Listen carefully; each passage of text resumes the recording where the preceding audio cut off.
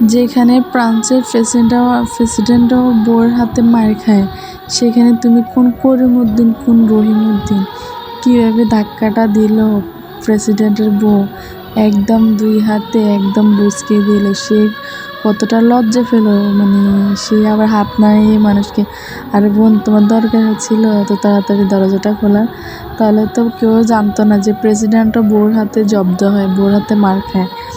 আর মানুষের তো দেখতে পারতো না, সবাই তো জানে যে সবাই ভালোভাবে চলাফেরা করে, দেখছেন?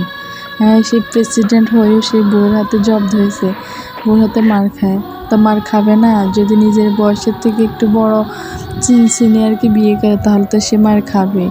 আর কীভাবে ইগনোর করছে প্রেসিডেন্টের বউ, তার যেভাবে হাতটা বাড়িয়ে দিছে, কিন্তু সে হাতটা ধরে না। তোমরা যতই রাজা হও না কেন, রানীর কাছে তোমরা প্রজাই থেকে যাবা।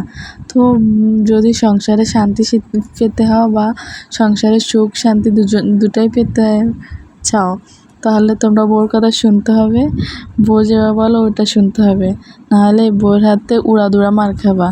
শুধু বউরাই স্বামীদের হাতে মার খাবে, এটা তো হতে পারে না।